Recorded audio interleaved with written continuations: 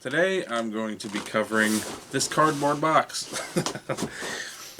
As with many guns, some people care about the case, some don't. I don't really, and a cardboard box doesn't bother me, ultimately.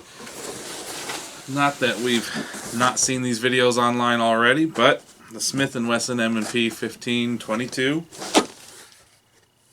not much in the way of a box. There's a little form there that honestly makes very little sense to me. You have the rifle itself, and the optic obviously doesn't come with it. We'll mention that later. Comes with one magazine. Of course, your lock that some people use, some don't. Paperwork's in there. Now this version is the second version of this rifle. The first, I believe it was in 2009 that came out, and is more expensive then than it is now to get this kind. That version, basically, from what I can tell, the only difference really is going to be in the forend here. On the original, it was covered all in Picatinny rails on all sides of it. This one is the M-lock style, and it did come with a little piece here you can screw in to have an underside rail of Picatinny if you wanted to. I've used this once now to mount a small bipod on it. When you first pick this rifle up, it's going to be, at least for when I first picked it up, really surprisingly light. And that's because it is mostly polymer. The metal parts on it are going to be the barrel, of course, which it's a good barrel, not just this front end like some 22 rifles. And then in here it thins down. But this is good, solid barrel like you would expect from a normal AR-15 all the way down. The bolt in here, and the trigger assembly is going to be all metal. Pretty much everything else is plastic though, and that's okay because the 22 long rifle doesn't have a lot of kick to it, as we all know. This model came with no red dot or scope on it, but it did have these M-bus flip sights, and those can co-witness, at least with this optic that I put on. It's a fairly cheap Firefield brand reflex red dot there. I actually like that brand a lot of all of the optics I've used on these 22 rifles. I have one of these on my 1022. I've had from other brands basically the same exact thing on a couple other rifles as well. They're all really clear. Even with my slight astigmatism that I have in an eye, these don't burst too much when you're looking at the projection there. This is probably one of the closest to, if you want to call it a real AR, although this of course is a real firearm, but a standard 5.56 or 223 AR. This is about as close as you're going to get for a tactical 22 rifle to those functions. As far as taking it apart, it's going to pop these two pins here like you normally would, and you can take the whole upper off, or just take that one out and it'll flip open like that, and you can clean from this point, or if you want to take it all the way down, obviously you can do that. Opened up, you can tell in here, if the camera focuses on it, I don't know, I can't tell from here, but this, obviously being a 22 and not a 5.56, is not going to use the buffer tube with a spring in it and anything like that. So this really is just a polymer piece to hold on the stock here. Which this you can take pretty much any, if not all, mil-spec AR buttstocks here. And this one comes with a sling on it, the sling swivel here. You'd have to put on an M-lock attachment or something for the forend if you wanted to do a 2-point sling. Now the upper, like I said, most of this is plastic. The upper is polymer, the lower is polymer, and I really like the feel of it being so light. You're not gonna wear out holding this thing up for however long you want to shoot it, and you probably will want to shoot it a lot because this rifle is fun to shoot. And how it shoots too is my favorite part of it, obviously. The go-to for 22 long rifles, as far as quality rounds that'll work in pretty much anything, is going to be the CCI mini mags, which do work perfectly fine in this rifle, at least in my experience. However, my measure that I like to throw at any 22 firearm is going to be the cheap bulk ammo, like the Federal packs, the Winchesters. I haven't tried the cheapest of the cheapest Winchesters in it. Probably the M22 kind of Winchesters. I haven't tried it in there, but hopefully it would work. All the other cheaper stuff has. Not a single problem out of it yet. This comes with one magazine. For the free states, it's going to be a 25 round magazine. If you live in California or anywhere that might have the magazine capacities limitations, you're going to have an option for 10 rounds, so you can still get the rifle, hopefully. On the note of the magazine, it is roughly the same size, not exactly, as a standard AR-15 magazine. It's polymer, of course.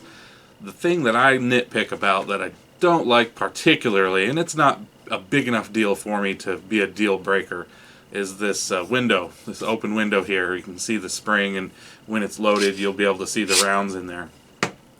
Some people have said, and it probably is true, that it'll allow more dust or dirt to get inside, especially if you're shooting outdoors. Not that shooting a 22 rifle you're going to be worried a lot about cleanliness necessarily. It's a pretty dirty round, even if you get the supposed clean rounds. That do make a little bit of a difference. It's still a pretty filthy round, but these haven't had a single problem with them. Not difficult to load. They haven't jammed up on me, in the 3 examples I have at least. You can see open mag. And this is the cool part. You can see in there, those that like to have videos show that the gun is clear, you can see it's clear. Saw me put in an empty mag. The charging handle on this is functional. It will actually work the bolt. There's other tactical 22 rifles like the 715T that it's on there just for looks and it doesn't actually work the action. It will have a little charging handle on the bolt like a Ruger 1022 might, for example, and you'll have to work it that way. This one is actual function. And continuing the functional correctness, if you will, for an AR-15, this catch here also works, and it'll release it. It does have last round hold open, which I like. It's about the only thing I don't like about the Ruger 1022s that I have, not having that, but for me it's not that big of a deal. I do like the last round hold open on it though. Adjustable stock, if I think I didn't mention that. Now, why would you get one of these rifles or consider getting one? Aside from, I think this the AR style looks pretty slick. If you are wanting some cheap AR practice, obviously 22 long rifle is going to be a lot cheaper than in stocking up on 223 or 556 ammo. This is not going to have the same recoil, obviously. It's going to be a little quieter as well. So it's not 100%, of course. And I don't, no one's going to claim that its purpose is to 100% copy the carryover practice to the full-on AR-15. But this is as close as you're going to get to it. You can get more time behind the trigger. Same kind of AR-15 trigger you will have on your standard AR-15s that's shooting a 5.56 round. In fact, those triggers, most if not all, can be dropped into this. It's so close to your standard AR-15. You can trade out triggers, get whatever specialization there that you want. And with it being so light, you can just go through round after round after round, mag after mag. Your arms aren't going to get tired holding this rifle up, and you're not going to break your bank going for stocking up on 22s.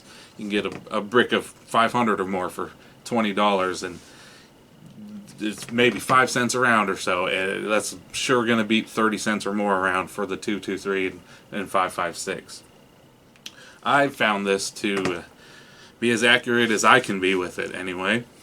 And this red dot I have on it didn't take me but probably 9 rounds to get it zeroed in pretty well. And it holds zero.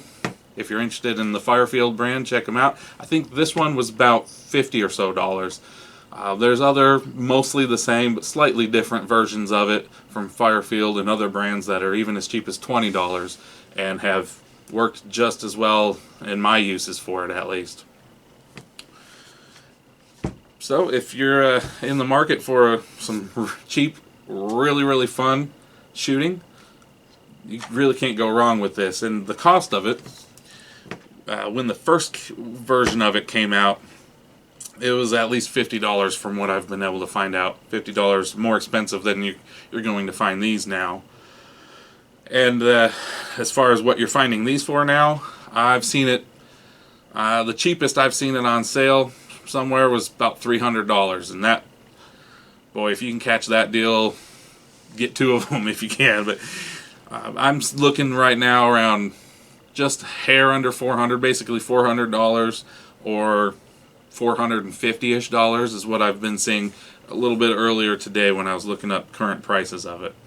So it's, you know, to a lot of people that's a lot of money, and you know, I can understand that. I can't necessarily throw around $400 willy-nilly, but if you're wanting to get more trigger time practice, it is also a good gun for a beginning shooter. Obviously, pretty much any 22 would be, because they're not going to have to deal with the shock of, you know, not being used to the recoil. It's not going to be quite as loud. But for, you know, for children as well, my kids have both shot this rifle. My wife has shot this rifle. No one's had any problems with it. But also for more experienced shooters, like you know, the pointers I've already mentioned, of it being just cheap fun if you're plinking, or if you're wanting to specifically train extra time on the AR-15 platform. There's really no downsides that I've seen so far to this. Of course, you want to practice and stay proficient on the 5.56 or the 2.23 AR, but this, you're going to be able to shoot a lot more often, a lot cheaper price. The rifle itself, it's hard to find a 5.56 AR that's going to be in that price range. It's possible, and some are. I have one AR that was, but most of the time you're going to be looking at even more money for the gun itself. And the biggest thing over time, though, is going to be the ammo. Now, this being a pretty popular rifle, I've seen it listed sometimes as a national bestseller in the United States. I don't know what the availability would be outside of the United States, but if you can get your hands on one, I definitely highly recommend this.